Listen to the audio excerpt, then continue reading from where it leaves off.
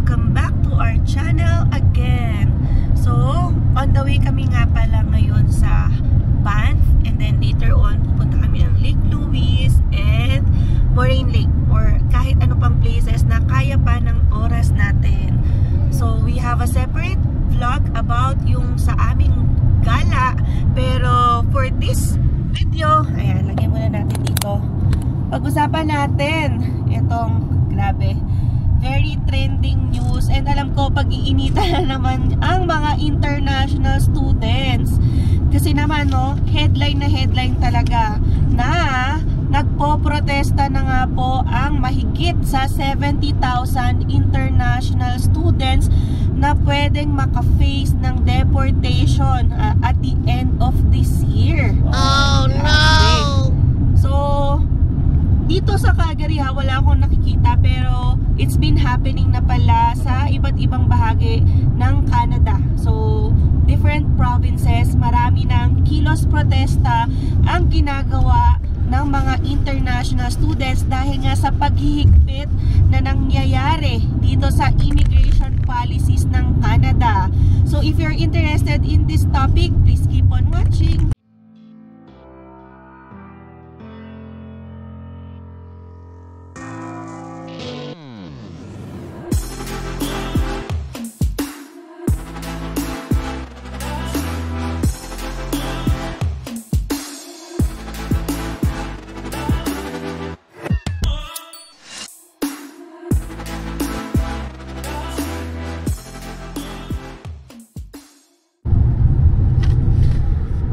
Guys, napakaganda ng panahon, no? Perfect na perfect sa ating gala for this day.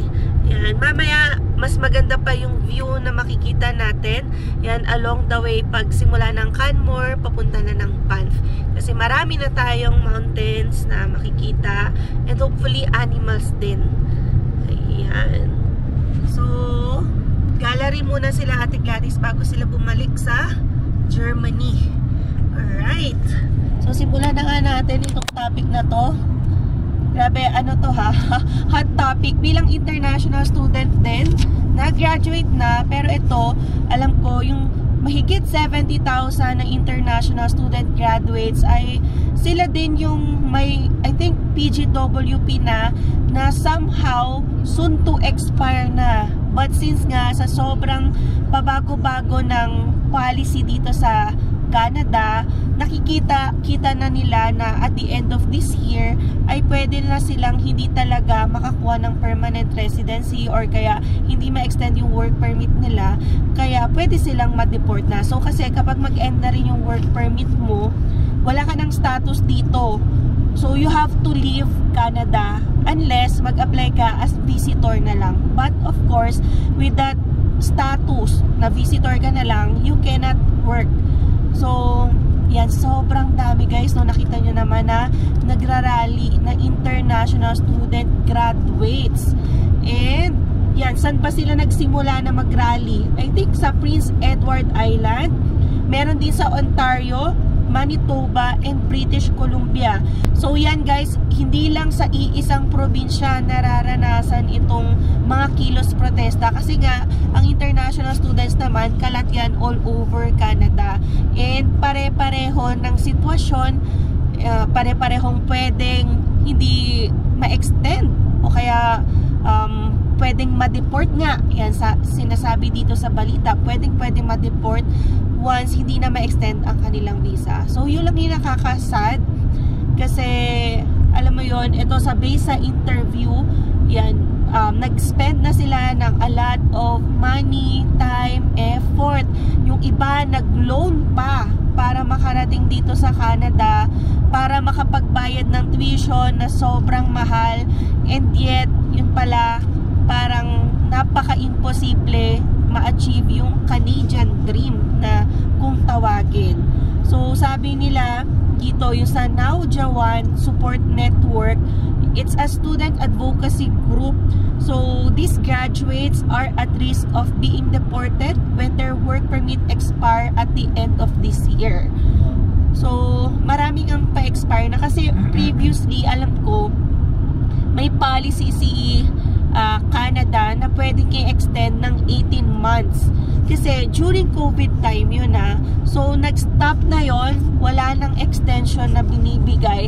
Kaya yung iba, yan, pag tapos na yung work permit mo, validity, so tapos ka na rin talaga, uwi ka na lang. Kaya, ayan, grabe, ang dami palang nasa ganong sitwasyon. Mahigit 70,000 nagrarally. Paano pa yung mga hindi nakapag-rally? So, marami talaga. Alam ko, nasa milyon na rin talaga yung dito. Bilang ng international students. And yung iba, nagtitake ng 1 year or 2 years. So, dumodoble pa siya. And ang sabi dito the impact has been devastating to these students. So tens of thousands who plan to apply for permanent residency after completing their studies say now they are left with heavy loans and shattered dreams. Yan yung sinasabi natin, marami sa mga international students ang nangutang para lang makapagbayad ng tuition. Kasi guys, yung kumpara naman sa domestic rate, na for example 5,000 lang yung bayad per sem, tayo ay nasa 15,000 to 20,000 ang binabayad natin per semester. So ganon kalaki ang dapat i-ready or i-invest ng mga international students dito sa Canada. And still wala pala or impossible pala ma-reach ang goal nila na permanent residency. But note again paulit-ulit naman nating sinasabi na ang pagiging international student, hindi siya guarantee na magiging permanent resident ka. Kaya nga bago pa lang ikaw magplano or isama mo na sa plano mo sa pagpunta ng Canada ay yung pathway mo to permanent residency. Kasi kahit maging estudyante ka dito, kahit nagtrabaho ka ng ilang taon, kung wala kang plano or hindi mo alam yung pathway mo to permanent residency, ay uuwi at uuwi ka talaga. So dapat talaga dito ay may matinding pag-aaral. Although, ito ang nangyayari din sa atin, kahit na tayo ay nag-aaral yan ng mga pathway, kaya nga sabi natin dati, plan A to Z, pero if you are caught in this battle of changing policies, alam nyo na rin, malapit na yung eleksyon, sari-sari yung mga opinion, kaya dapat daw ganito ang gawin, dapat ganito.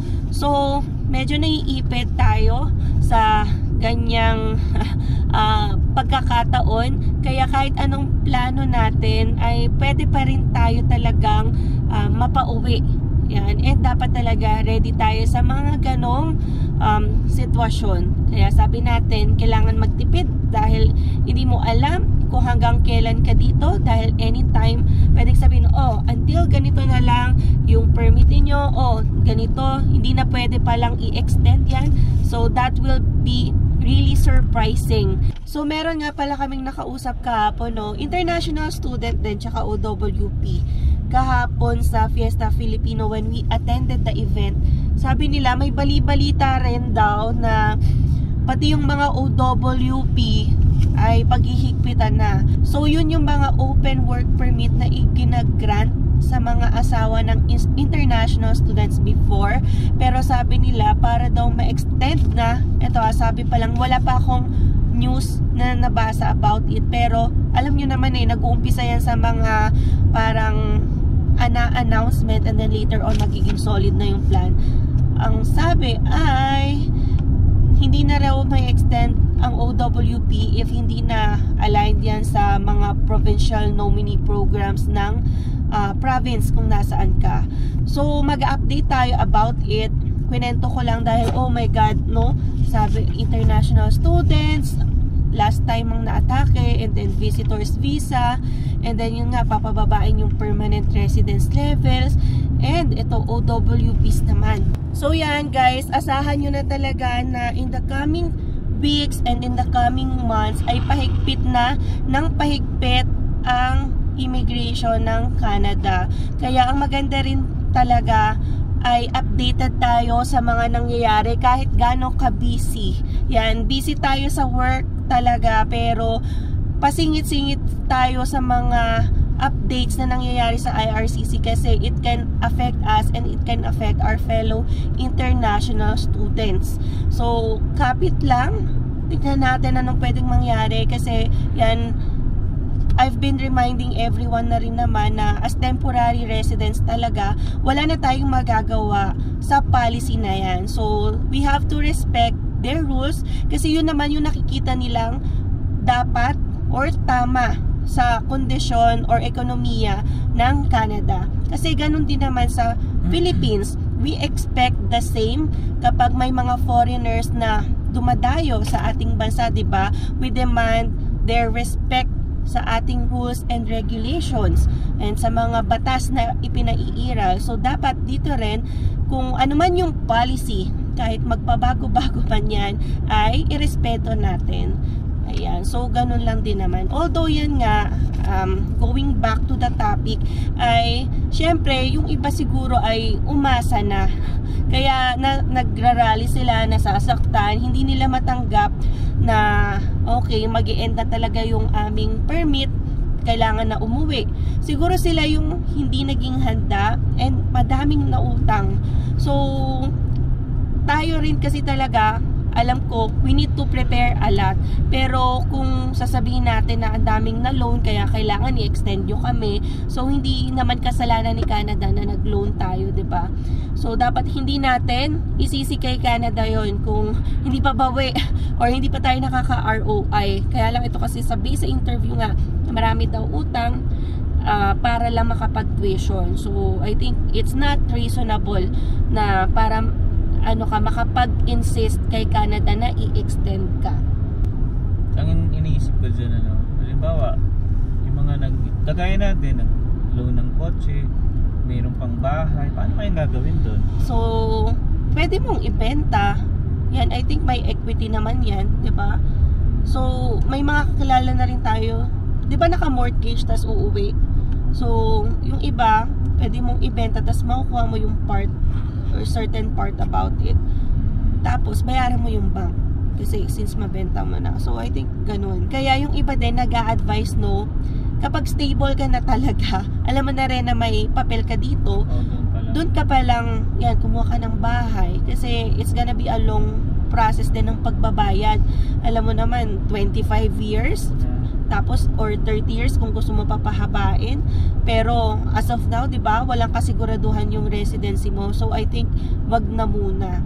Pero yung iba din naman sumusugal kasi may way rin naman na in case hindi ka maging resident ay pwede mo pa rin makuha yung value na yon, tapos makabayad ka sa bank na nagpa-loan sa iyo.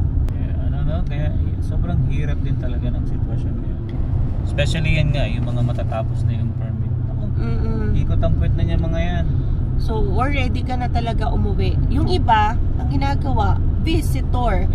Pero, ang problema dun guys, is nagkakahigpitan nga, you cannot find a job na nag-offer ng LMIA unless high-skilled or high-wage yon. Kasi ang pinagbawal lang naman ay yung low-wage LMIAs. So, kung alam mong competent ka and mataas yung salary na no-offer sa'yo ng employer, yan, pwede ka pa rin makakuha ng LMIA if you turn to visitor later on at naubos nga talaga yung days mo for work permit. So, you can speak with your immigration consultant, immigration lawyer para maibigay sa inyo yung mga possible options or strategies na pwede nyong gawin in case ay mangyari din ito sa inyo. Kasi alam ko talaga maraming international students pa rin dito na hindi pa permanent resident and katulad natin, wala pa talagang clear pathway. Dahil nga dito nga sa Alberta, no, babaguhin na or nag-stop na yung AOS natin or Provisional Nominee Program na gagawin na rin daw expression of interest by September.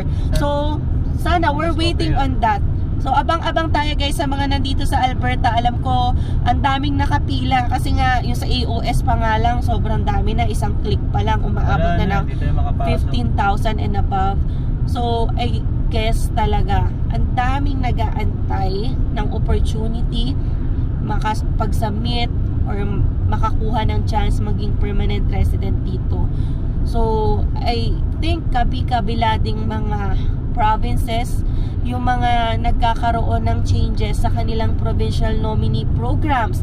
Narinig ko sa New Brunswick, Ganyan. I think sa Saskatchewan din, yung SINP nila may changes. Pero I cannot talk about it kasi hindi ko alam yung details, pero alam ko nagkakaroon din sila ng changes.